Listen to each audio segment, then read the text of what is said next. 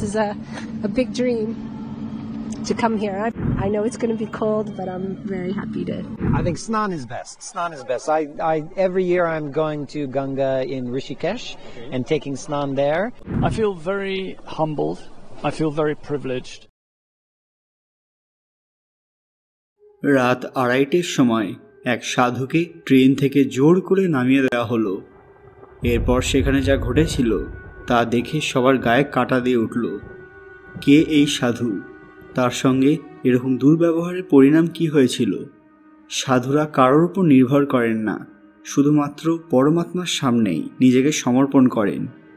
আর যখনই তাদের সঙ্গে অকারণে খারাপ ব্যবহার করা হয় তার ফল কিন্তু ভালো হয় না। সবাই কমেন্টে হর হর মহাদেব লিখবেন।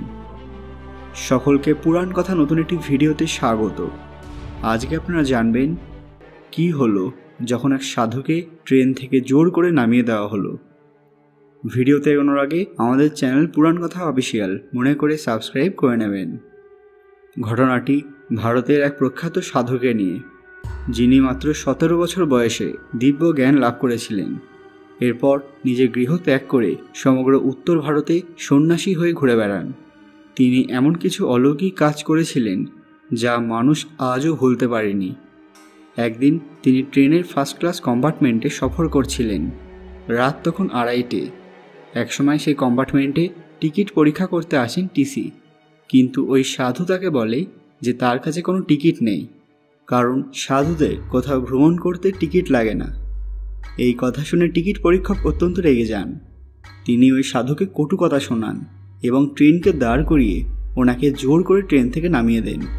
এরপর বলেন যদি টিকিট না থাকে কোনোদিন ট্রেনে উঠবেন না। বাবাকে যে স্থানে নামিয়ে দেওয়া হয় ওই জায়গার নাম নিম করলি। তিনি সেখানে বসেই ধ্যানমগ্ন হলেন। সেখানে এক এমন ঘটনা ঘটল যা দেখে সবাই চমকে উঠলেন।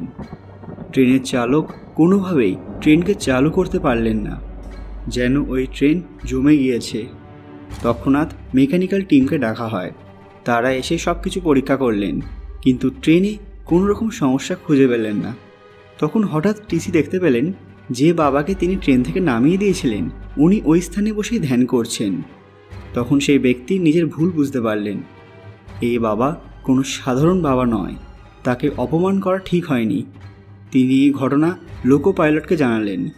তারা এসে বাবার পায়ে পড়ে এবং ক্ষমা প্রার্থনা করে। প্রকৃত সাধু তো সেই যার মধ্যে সম্মানের কোনো মোহ নেই। কিছু তথ্য অনুসারে বাবাকে আগে থেকেই চিনতেন লোকাল ম্যাজিস্ট্রেট। তিনিই টিসিকে ক্ষমা চাইতে বলেছিলেন আর সম্মানের সহিত তাকে ট্রেনে ফিরিয়ে আনতে বলেছিলেন। ওই সাধু তাকে ক্ষমা করে দিলেন, কিন্তু বললেন যে উনি যেন পরবর্তী সময়ে ট্রেনে কোনো সাধুর সঙ্গে এরকম দুর্ব্যবহার আর না করেন এবং এই স্থানে একটি রেলওয়ে স্টেশন তৈরি করা হোক।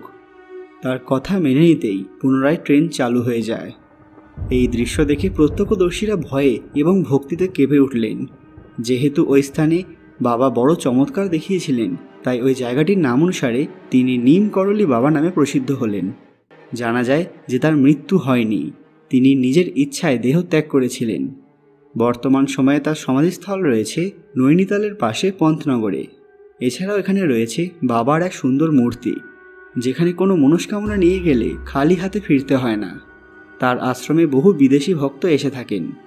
ভারতের সবচেয়ে রহস্যময় সাধুদের মধ্যে নিম করলি বাবার নাম সবসময় ওপরের দিকেই থাকবে। আমরা তার ওপর এর আগে একটি ভিডিও বানিয়েছি, যেখানে বলেছি যে এই সাধুকে শত্রুর বন্দুকের গুলি স্পর্শ করতে পারেনি। সেটা অবশ্যই দেখে নেবেন। কেমন লাগলো আজকের এই অলৌকিক ঘটনাটি? ভালো লাগলে ভিডিওটিকে লাইক করবেন এবং সবার সাথে শেয়ার করবেন। পরবর্তী ভিডিওতে আপনারা কোন রহস্যময় সাধু সম্পর্কে জানতে চান সেটা আমাদের কমেন্টে জানান। আরও এরকম অজানা তথ্য পেতে পুরাণ কথা অফিসিয়াল চ্যানেলটি মনে করে সাবস্ক্রাইব করে রাখুন। খুব তাড়াতাড়ি ফিরে আসবো নতুন একটি দরকারি ভিডিও নিয়ে। ততক্ষণ আপনারা এই ভিডিওগুলো দেখতে পারেন। ধন্যবাদ।